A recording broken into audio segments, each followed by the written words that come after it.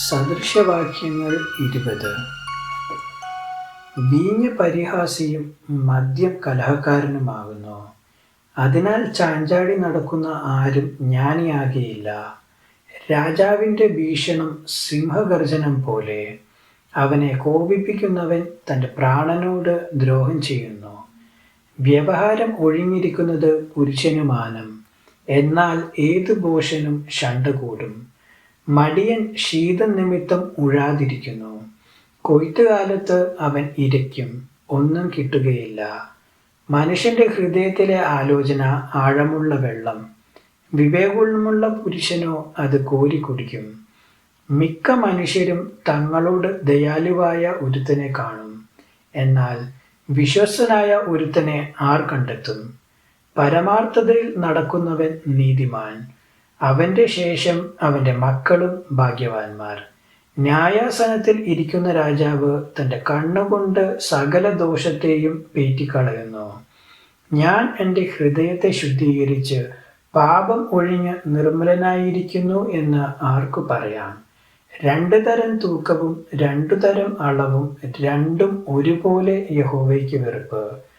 ബാല്യത്തിലെ ക്രിയകളാൽ തന്നെ ഒരുത്തൻ്റെ പ്രവൃത്തി വെടുപ്പും നേരുള്ളതുമാകുമോ എന്ന് അറിയാം. കേൾക്കുന്ന ചെവി, കാണുന്ന കണ്ണ്, ഇവ രണ്ടും യഹോവ ഉണ്ടാക്കി. ദരിദ്രനാകാതിരിക്കേണ്ടതിന് നിദ്രപ്രിയനാകരുത്. നീ കണ്ണ് തുറക്ക, നിനക്ക് വേണ്ടുവോളം ആഹാരം ഉണ്ടാകും. വിലക്ക് വാങ്ങുന്നവൻ ചീത്ത ചീത്ത എന്ന് പറയുന്നു. വാങ്ങി തൻ്റെ വഴിക്ക് പോകുമ്പോഴോ അവൻ പ്രശംസിക്കുന്നു. പൊന്നും അനവധി മുത്തുകളും ഉണ്ടല്ലോ, പരിജ്ഞാനമുള്ള അധരങ്ങളോ വിലയേറിയ ആഭരണം. അന്യനു വേണ്ടി ജാമ്യം നിൽക്കുന്നവന്റെ വസ്ത്രം എടുത്തുകൊള്ളുക. അന്യജാതിക്കാരന് വേണ്ടി ഉത്തരവാദി ആകുന്നവനോട് പണയം വാങ്ങുക. വ്യാജത്താൽ നേടിയ ആഹാരം മനുഷ്യന് മധുരം, പിന്നത്തേതിലോ അവന്റെ വായിൽ ചരൽ നിറയും. ഉദ്ദേശങ്ങൾ ആലോചന കൊണ്ട് സാധിക്കുന്നു. ആകയാൽ ഭരണസാമർത്ഥ്യത്തോടെ യുദ്ധം ചെയ്യുക.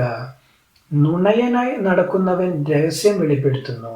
ആകയാൽ വിടുവായനോട് ഇടപെടരുത്.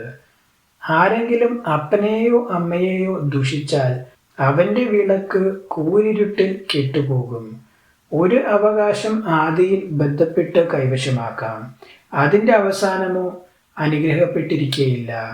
ഞാൻ ദോഷത്തിന് പ്രതികാരം ചെയ്യുമെന്ന് നീ പറയരുത്. യഹോവയെ കാത്തിരിക്കുക, അവൻ നിന്നെ രക്ഷിക്കും. 2 തരം തൂക്കം യഹോവയ്ക്ക് വെറുപ്പ്. കള്ളത്തുലാസം കൊള്ളരുത്. മനുഷ്യന്റെ ഗതികൾ യഹോവയാൽ നിയമിക്കപ്പെടുന്നു. പിന്നെ മനുഷ്യന് തൻ്റെ വഴി എങ്ങനെ ഗ്രഹിക്കാം? ഇത് നിവേദിതം എന്ന് തത്രപ്പെട്ട് നേരുന്നതും നേർന്ന ശേഷം നിരൂപിക്കുന്നതും മനുഷ്യന് ഒരു കെണി.